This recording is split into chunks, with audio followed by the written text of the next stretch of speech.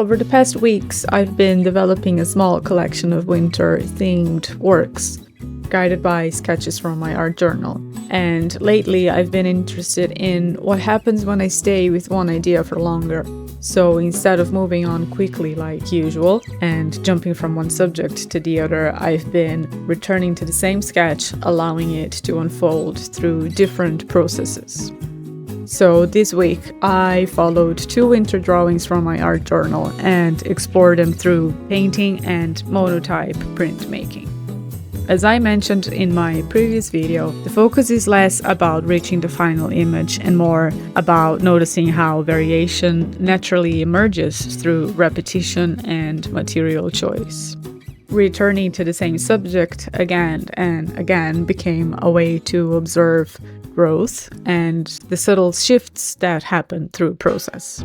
The first sketch is a simple portrait of a female figure sitting by a window frame with a bit of landscape, focusing on the bare trees of these cold months.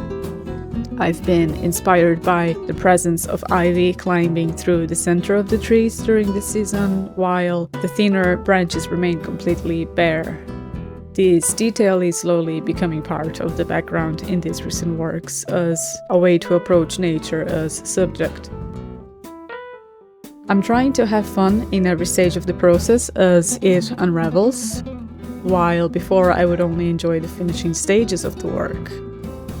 I've been adding some shadows with the dark purple tone before introducing color. It helps me understand where the darker values will sit, while also removing that intimidation of a blank surface. Just like a first wash, something many artists do to make the process feel more fluid from the beginning, and also allowing to move into color with a bit more freedom and confidence. Another important addition to my practice has been studying other artists' color compositions. I've often felt that my work can shift too dramatically from one piece to the next, with contrasting palettes and subject treatments that don't always speak to each other. Observing how other artists commit to a limited range of colors and how they repeat and distribute those tones across the composition has been helping me understand visual cohesion and how a palette can hold a body of work together. Munch's work has been a key reference for me when it comes to color relationships.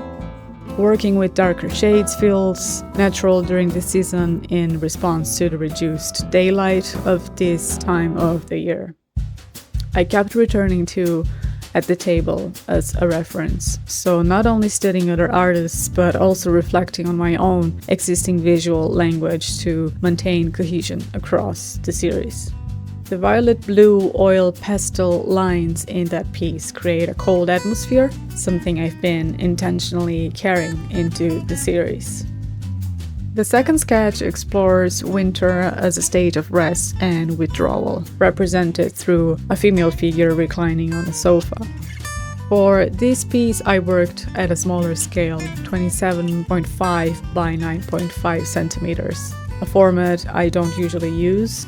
The elongated proportions pushed me to work differently, forcing me to respond to a shape that felt unfamiliar. I approached this piece more quickly than the previous painting, wanting to capture looser brushstrokes and observe how my hand would behave when working more instinctively. The color palette was inspired by Munch's Winter Night, particularly his use of blues and greens.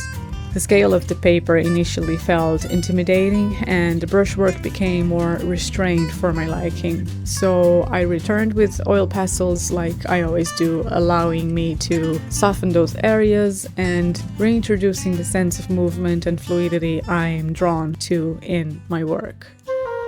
Returning to the same subject through printmaking has slowed me down and helped me pay closer attention and made the process itself feel more generous and less outcome-driven. Both these works continued to evolve beyond the paintings into monotypes, as I mentioned at the beginning of this video.